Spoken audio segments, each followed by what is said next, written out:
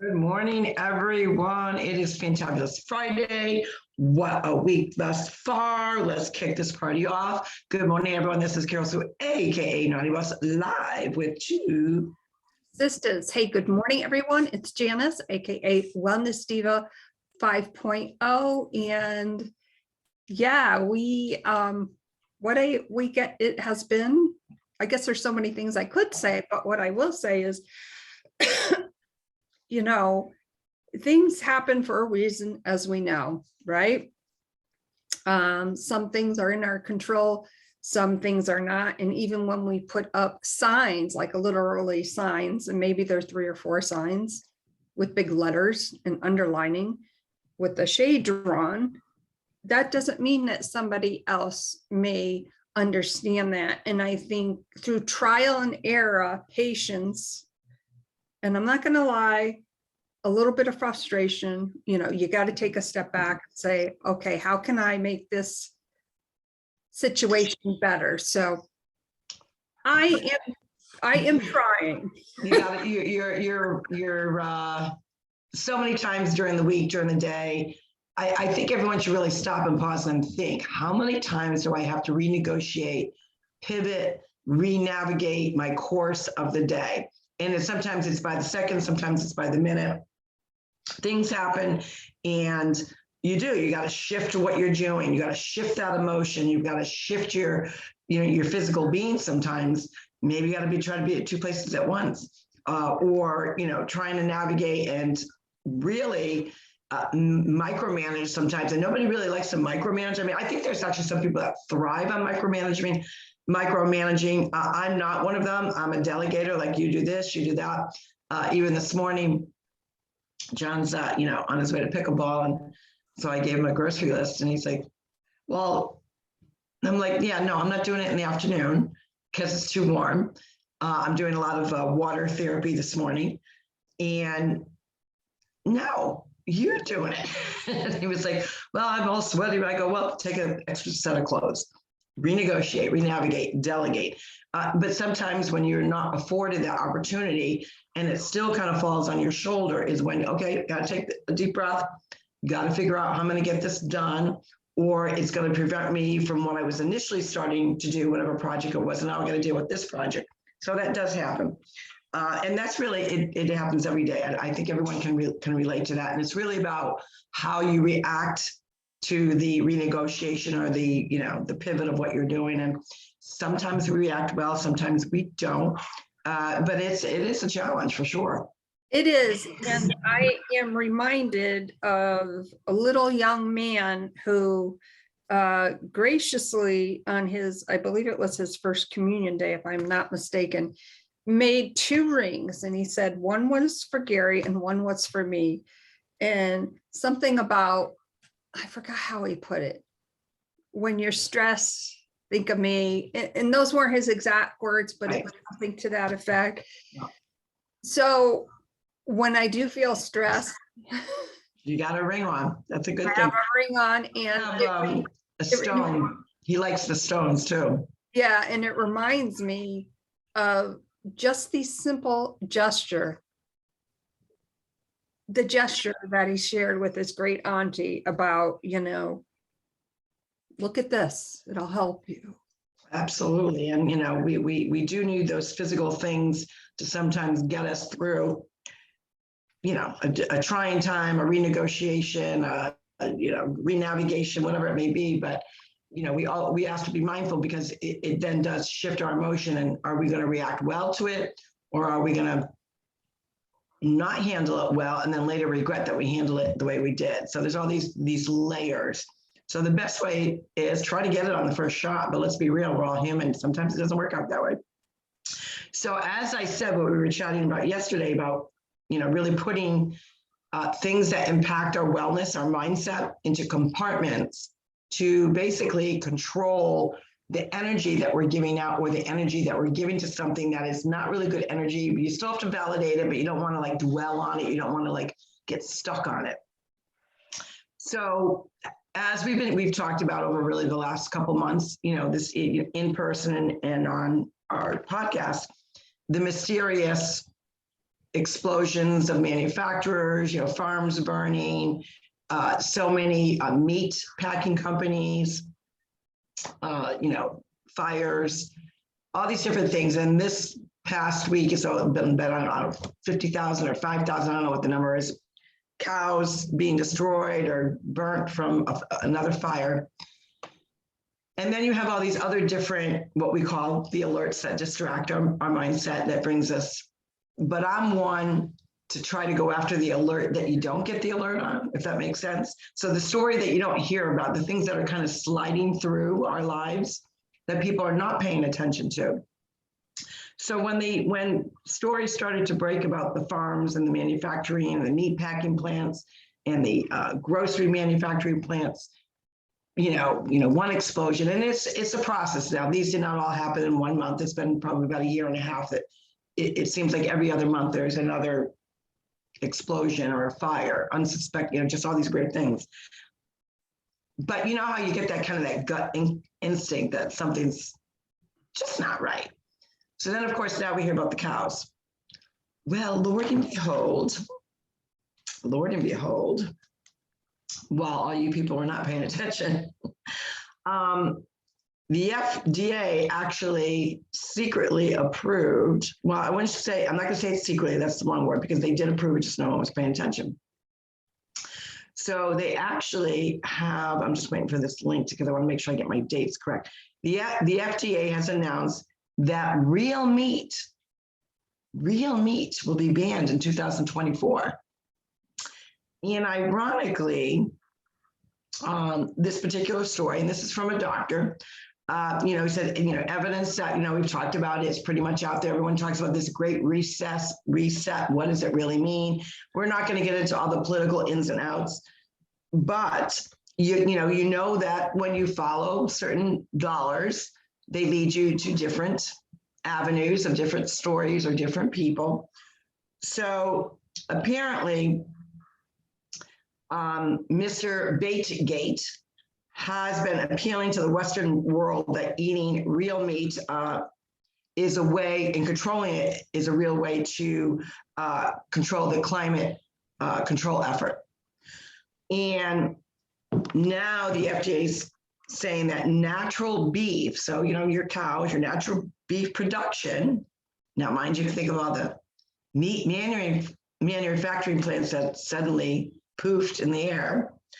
That natural beef production is the #1 cause. Now, this is coming from the University of Cali. So anything from California, I always go, you know that there's a narrative behind it. That they say that the average amount of the methane that's emitted by the average cow, they're concluding is the #1 agricultural source of all the greenhouse gases worldwide. So in addition to that, again, I say you always follow the money. You have to really get your sources correct. In addition, I found out doing some research that there's a North Dakota farmland that is now tied and has been proven to be tied next to Baitgate. And it's obviously sparked some outrage. It was a recent purchase. It was 2,100 acres of prime North Dakota farmland. And it's a group that is tied and connected with, because when we think of these big players, behind the money, right? Sometimes you'll see them out in the forefront, but usually they've got like a layer of companies, a layer of groups to try to protect their identity. In this day and age, you gotta think a little bit harder and better, because there are so many people that are on the internet. This is all they do all day long. They just snoop and try to get to the bottom of a story. So he is this particular sale is tied to this group that is connected with Baitgate. And a lot of people do not realize that GateBait owns around 269,000 acres, across dozens of states, just in the last year's edition. Land Report 100, which is an annual survey, says it's the largest that they do, like all these different surveys, so like the biggest company around. And they said that through their investigation, Baitgate would be considered the largest private owner of farmland in the U.S. He owns less than 1% of the total national farmland in the United States. This one thing, Baitgate. So you think about it, and everyone keeps, why is he buying up these farms? And they're cattle farms. Why, just why is he buying up these farms? And then his obviously argument on the worldwide stage is to control the, greenhouse gases.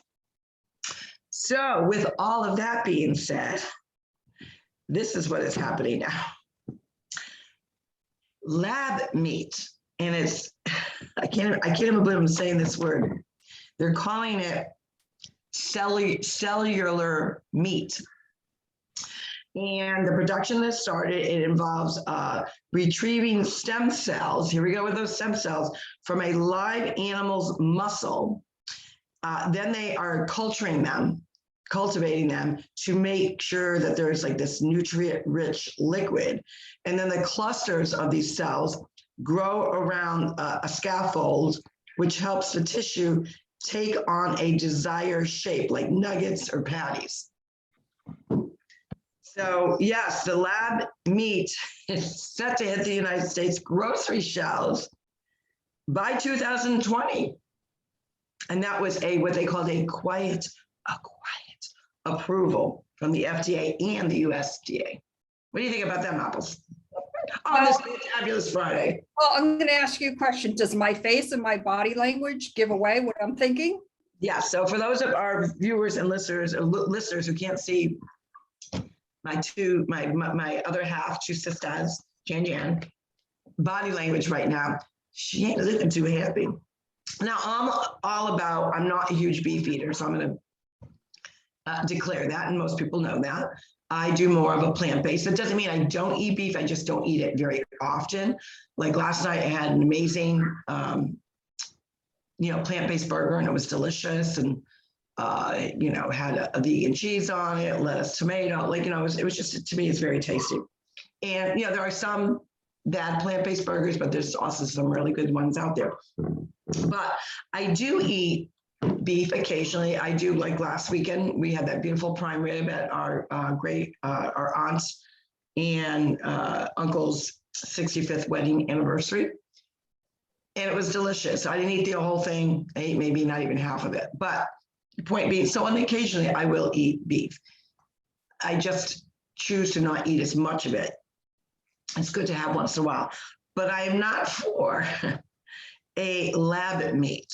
Now I understand, with a plant-based burger, everyone's like, ooh, well, isn't that kind of fake too? Well, it's made from plants, and they just make it up differently, and it's the shape of, and it has the consistency. They do a nice job. I am not for any kind of chemical, lab, artificial thing. And I know there are some non-meat patties that are out there that are not very good because they are chemical-based. I won't eat those. Everything's got to be plant-based.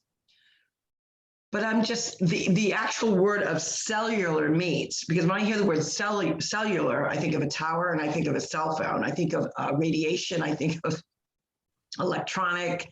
I think we're going to be glowing. I don't know. I don't know. Cellular, how does that sound to you? Does that sound appetizing? Cellular meat or healthy? No, it doesn't. Different levels. There's so many adjectives I have right now, and I don't know which one to start with, but I will start by saying this. If we are at the point in our lives where we have to, or let me rephrase that, where some people are listening, not only hearing, but they're listening to this person who owns all this land as if it's the God's word. I can't even begin to go there. There are actually so many people that, they do. And I usually combine them because I do believe they're part of what I call the 30%ers of the United States that think everything's honky-dory. on Pennsylvania Avenue, which it's not. We know that. We don't dwell on it. We acknowledge it, and we validate it, or he validates it daily by what's going on. However, there's just certain things that, it almost reminds me of, remember the old cartoon? Not many people are going to remember this, only if you were from a certain generation. The Jetsons, where they, press the button, that's how they got, the cartoon was actually very much far ahead in the future but now when you think back to some of the cartoons, like you press the button and a patty came out, I'm thinking, I wonder if he's got some connection to that cartoon. I don't know. Meet the Jetsons, meet the Gates, have a yabba dabba do. No, that was the Flintstones. Whatever. I got the wrong song. What is the Jetsons? Do you remember the song? Meet George Jetson, Jane, his wife. Yeah. Right. And they did the whole, and then there was a dog, Elmo, Elroy. Elroy. His son's name. Ruff, ruff. Yeah, one of those. But anyways, I remember them going to like their appliances. And I remember being little and watching that. I'm thinking, our world, you push a button and food comes out. And now we're going to be having cellular meat. God, Lord, help us all. Oh, well, that's not happening in this house. I would like to tell you that. I will just stick with my, that's the point. If he's buying up all these farms and then the cows are going bye-bye to cow heaven, what does that tell you? And you wonder why people are stocking up the way that they're stocking up. I used to, we talked about this before. We know we have personal friends and family that have been stocking up for a very long time, years, I might add. And we used to think they were a little cray-cray. I don't think they're so cray-cray anymore. Because I'm literally thinking, if it's happening to cows, what's next? Chickens? Then what are they going to start banning fishing? We're not going to have any fish. Not that that would be a bothersome to you because you're not a fish eater, but fish is a great source of protein. It's really a great balance in your healthy living and healthy lifestyle of eating good foods. And then you just wonder, okay, well, now, what about fruit trees? What about vegetables? Like, when does it stop? well, that's the point. When does it stop? And, maybe that 30% never thought that we would be here. But the fact is, it's almost like they have a certain type of I'm going to call it the 1600 dementia. Okay. Oh, I like that. 1600 dementia. Got a nice ring to it. Now, whether you're Republican, Democrat, or conservative, whatever you may be, that's not what I am talking about.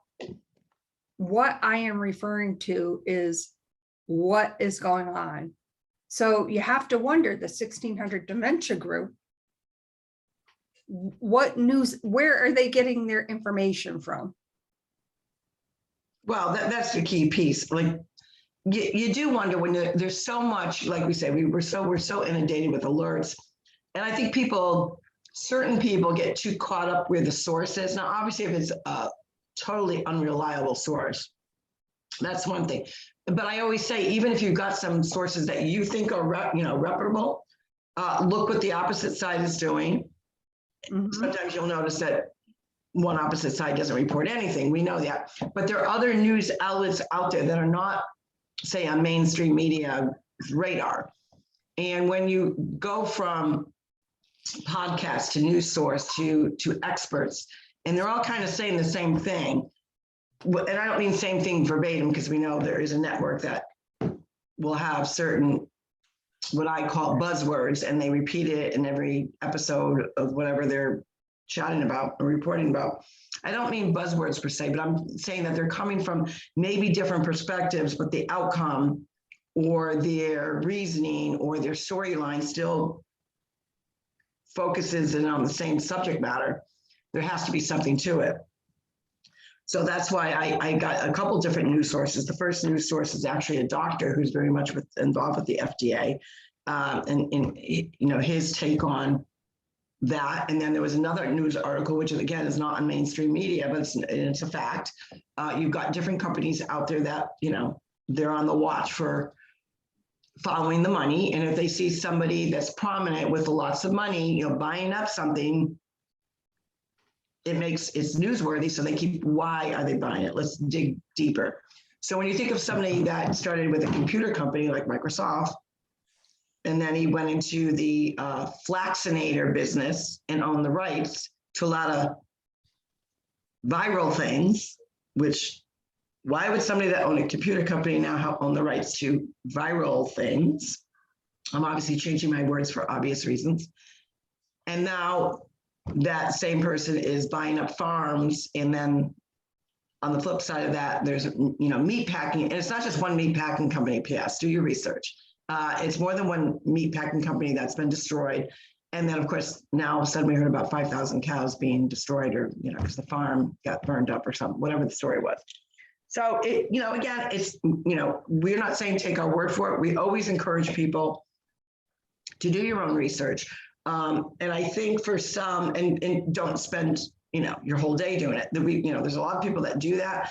For me, these are things that I'm passionate about, but again, it's not about priority, because there are also blessings in the world that we always like to chat about, especially on Fantabulous Friday. What goals did you meet? You have to deal with the distractions. You have to deal with the sidebar, the renegotiation, but don't let it consume you. When any kind of subject matter, good, bad, or indifferent, consumes you, it's not healthy. So we're saying, acknowledge it. It's part of your passion, or getting out that alert to people to let them know what's going on, and then put it to rest and focus on other things.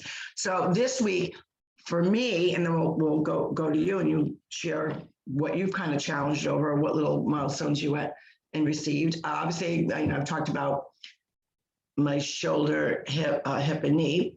So I did have my MRI on my shoulder. I have no tear, so I was thrilled to hear that news. However, I do have tendonitis, which is not also a good thing. So I got to start therapy. But because of my hip, they would not approve an MRI on my hip. They want me to do 4 weeks of therapy. So, my nervousness is, well, what if there really is a tear? But I'm going to go in with the mindset that there isn't one, because I don't know. So I'm going to go in there with there isn't one. So the first part of my therapy now is going to be with my hip. Once they're done with my hip, then they'll go to my shoulder. And then next week I have my knee MRI. But the milestones of that are, now that I've gotten that piece, the shoulder and the hip, now I'm going to go ahead and start getting back to my water exercises, because I was very cognizant of not do things until I, had some sort of, medical information to back what I was going to do. And that's going to lead me to get back to pickleball. So those are small stepping stones that happened in Fantabulous Friday. How about you? What are the stepping stones that you achieved? Oh, obviously my kickboxing bag, I've been kicking it up, punching it up. Absolutely love that. It just, boom, puts me in the right frame of mind. But also some, amazing things always happening. And I always look at the blessings and the gratefulness that, comes from different things that are happening. And, just finding out information about, different things that I'm doing in my business, which is kind of exciting. And,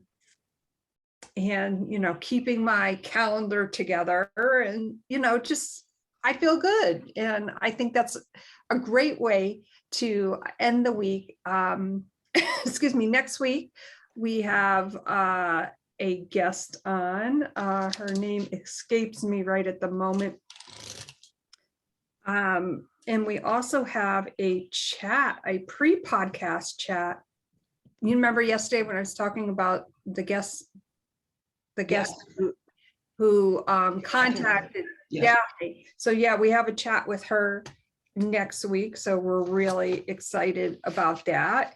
And yeah, we're still in June, aren't we? Yeah, I can't believe we're fast approaching July. It just absolutely amazes me. Yes, next week we have on Cassandra Jeter. Oh, what a little sweetheart. excuse me, can't wait to chat with her next Wednesday at 8 a.m. on Wealth Wellness Wednesday, of course. So I am triumphing over, or I am celebrating just being grateful for the things that are within my control, that I can control. And now I have a big smile on my face versus the stern look. So all is good. Well, and another thing, we love doing different shout outs for different things that are going. So I just want to wish our Uncle Dominic a very happy 87th birthday. Today is his birthday. So Uncle Dom, we love you. We had such a good time seeing you last week and celebrating your 65th. And what I love about this is, Aunt Betty's birthday, then they have their 65th. And now he's having his 87th. So, I mean, their month of June is bada bing, bada boom. So hugs and kisses to Uncle Dom. Happy 87th. We know that you're going to enjoy it with your nice glass of red wine. And he does love Pinot Noir. So I'm hoping this is a virtual Pinot Noir, although it's organic tea. So cheers to you. And we'll call you guys later. We're just so happy for you. And let's see, who else did I get?